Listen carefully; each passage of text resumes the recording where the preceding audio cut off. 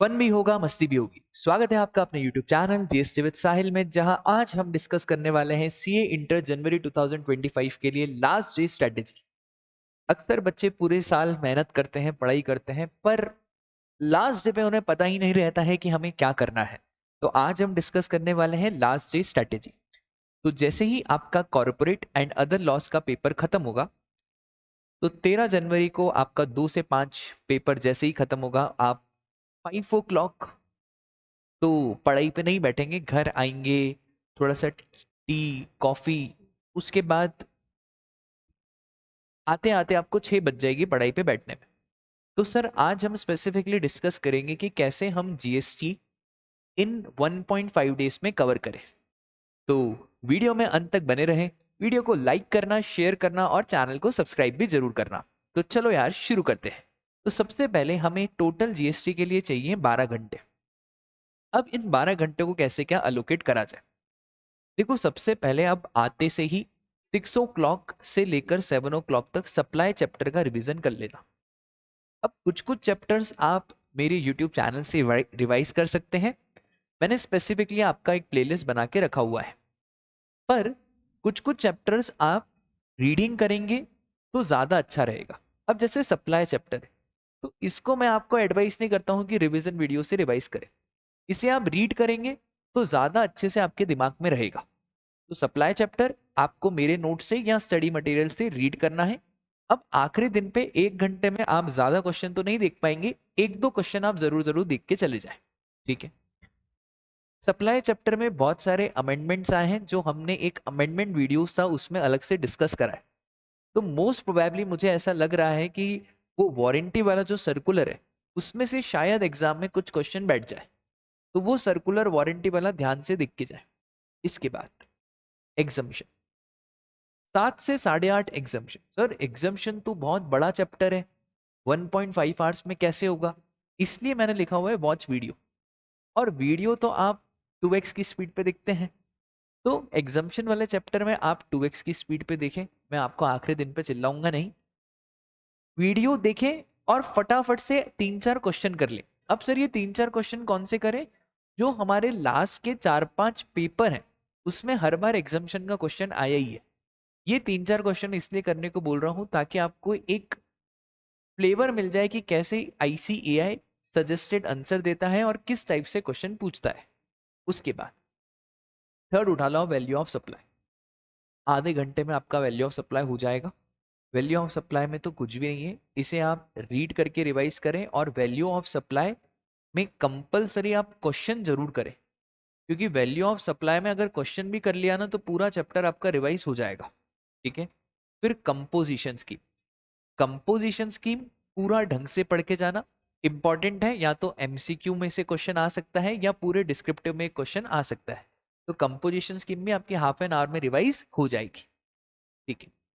9:30 you should take a half an hour break. अब देखो, पागलों जैसे मत पढ़ना, एग्जाम के दिन पे ब्रेक नहीं लोगे तो ये माइंड जो है ना, ये इतनी सारी चीजें एब्जॉर्ब नहीं कर पाएगा। एग्जाम के दिन पे भी ब्रेक लो, कोई घबराने की जरूरत नहीं है, हम पास हो जाएंगे। तो 9:30 से 10 बजे तक आपको ब्रेक लेना है। उसके बाद 10 बजे आ जाओ फ्रेश माइंड से प्लेस ऑफ सप्लाई। आधा घंटा लगेगा प्लेस ऑफ सप्लाई खत्म करने में। इसमें वो 10(1) सीए में एक अमेंडमेंट आया है छोटा सा, ऑन ई कॉमर्स प्लेटफॉर्म। तो वो जरूर जरूर देख के जाए, वो बहुत इंपॉर्टेंट है from exam point of view. इसके बाद टाइम ऑफ सप्लाई, आधा घंटा लगेगा टाइम ऑफ सप्लाई, 10:30 टू 11। अभी किसी चैप्टर में मैंने वीडियो नहीं लिखा है रिवीजन, तो इसका मतलब है आपको खुद रीड करना है, क्योंकि चीजें दिमाग में याद होनी चाहिए। ठीक है। और वीडियो आप भले 100 बार देख लो, आपको याद करने के लिए तो एक बार पढ़ना पड़ेगा और याद थोड़ा बहुत करना पड़ेगा। ठीक है। इसके बाद 11 से 12 accounts and records and e-way bill. Sir आपने इसको 1 घंटा दिया है। हाँ, अकाउंट्स एंड रिकॉर्ड्स का आपको रट्टाफिकेशन मारना है। रट्टाफिकेशन मतलब रट्टाफिकेशन, नो इफ नो बट्स। ऐसा इसलिए बोल रहा हूं क्योंकि अकाउंट एंड रिकॉर्ड्स का हर बार एग्जाम में एक क्वेश्चन आ ही रहा है, और आईसीएआई आपको मन से लिखने के नंबर बिल्कुल नहीं देगा। आपको वो की पॉइंट्स आपको याद ही रहने चाहिए। ठीक है। तो क्यों आपको 5 मार्क्स बिगाड़ने हैं? इसमें 5 on 5 आ सकते हैं, और अगर अभी आपने एक दो बार याद कर लिया है, एक दो बार पढ़ लिया है, तो उस दिन आपका ये चैप्टर आधे घंटे में हो जाएगा, ज़्यादा टाइम आपको नहीं लगेगा। ई वे बिल, ई वे बिल में कोई रट्टा नहीं मानना, ये चैप्टर समझने वाला है, तो इसको आप फटाफट से समझ के ई वे बिल आप वीडियो से भी कवर कर सकते हैं। पर अकाउंट्स एंड रिकॉर्ड्स वीडियो से कवर मत करना, इसको आप रीड मारना, और मोस्ट प्रोबेबली आपको स्टडी मटेरियल से रीडिंग मारनी चाहिए अकाउंट्स एंड रिकॉर्ड्स की। आप मेरी नोट से भी मारोगे तो वेल एंड गुड, और आप स्टडी मटेरियल से मारोगे तो भी बहुत अच्छा है, क्योंकि मैंने मेरे नोट्स में अकाउंट एंड रिकॉर्ड्स में कुछ भी चेंज नहीं करा है, as it is study material का कट कॉपी पेस्ट मैंने मेरे नोट्स में ही रखा है। उसके बाद फिर स्लीप टाइम, 6 घंटे आपको अवश्य सोना है, तो 12 से 6 बजे तक आराम से गहरी नींद, खराटे मारना आप बढ़िया, तो गहरी नींद लो, कोई दिक्कत की बात ही नहीं है। अब सुबह सुबह को 6 बजे जैसे आप उठेंगे, तो थोड़े बहुत आपकी जो डेली एक्टिविटीज़ है, ब्रशिंग हो गया, वॉशरूम हो गया, ये सब डेली एक्टिविटीज़ आप 6 या 6:30 पढ़ाई पे बैठ जाओ। अब या तो आप थोड़ा स्लीप टाइम में कॉम्प्रोमाइज़ कर लो, 6 घंटे की जगह पे 5.5 घंटे छो लो, कोई दिक्कत की बात नहीं है, या फिर यहाँ पे 6 बजे की जगह 6:30 से शुरू करो, इसलिए मैंने यहाँ पे ज़्यादा टाइम रखा है। तो इनपुट टैक्स क्रेडिट 6 बजे से लेकर 8 बजे तक 2 घंटे, आप ये तो 6:30 से 8 भी कर सकते हो। आईटीसी में very important section 17 subsection 5 blocked credit, CA inter में ब्लॉक्ड क्रेडिट, ऐसा कभी हो ही नहीं सकता कि सीए इंटर में वो ब्लॉक्ड क्रेडिट ना पूछे, तो एक आधी एडजस्टमेंट ब्लॉक क्रेडिट की दिखेगी दिखेगी। दूसरा, आईटीसी में जो बच्चे एक गड़बड़ करते हैं वो है आरसीएम, आरसीएम की गड़बड़ करते हैं। अब मैं देखो आरसीएम का आपको बता देता हूं वापस से, अगर आउटपुट टैक्स है और आउटपुट में कोई लाइबिलिटी आरसीएम में, इसका मतलब है हमें टैक्स नहीं देना, सामने वाले को टैक्स देना है, तो कुछ भी नहीं करना, आपको वैल्यू लिखना है और जीएसटी निल।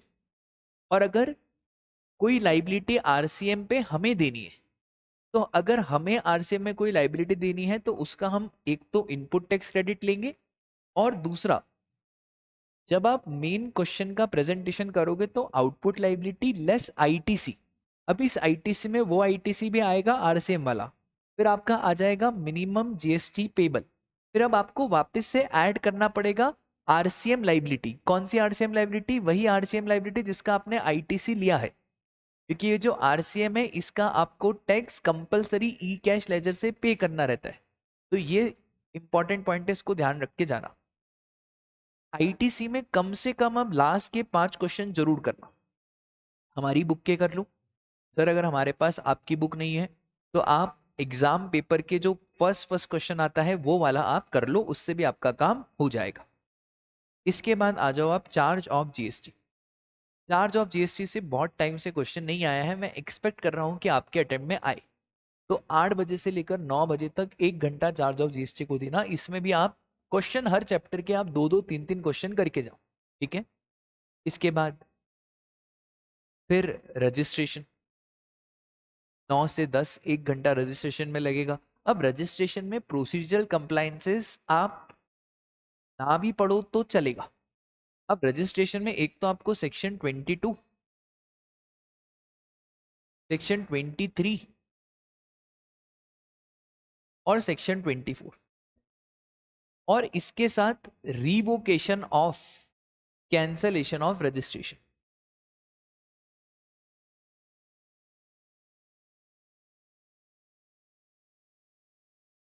तो ये दो चीजें भी पढ़ ली तो आपका काम हो जाएगा, ठीक है। उसके बाद छोटा topic tax invoice credit and debit notes, 10 से 10:30 आधे घंटे में टॉपिक हो जाएगा। इसमें स्पेसिफिकली क्रेडिट और डेबिट नोट्स पढ़ के जाना, और एक और चीज पढ़ के जाना, that is e invoice, e invoice और डेबिट और क्रेडिट नोट्स। बाकी इस चैप्टर में कुछ ज्यादा पढ़ने की जरूरत नहीं है। फिर payment of tax, payment of tax बच्चों जैसा चैप्टर है, इसमें लाइबिलिटी का जो पेमेंट होता है,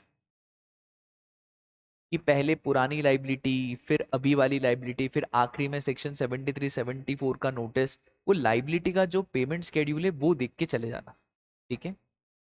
बाकी पेमेंट ऑफ टैक्स चैप्टर में ऐसा कुछ देखने की जरूरत नहीं है। और एक और क्वेश्चन अगर थ्योरी पूछना हुआ तो ई कैश लेजर में किस किस मोड से डिपॉजिट कर सकते हैं, क्या ओवर द काउंटर डिपॉजिट कर सकते हैं, तो बस ये दो देख लोगे तो आपका काम हो जाएगा।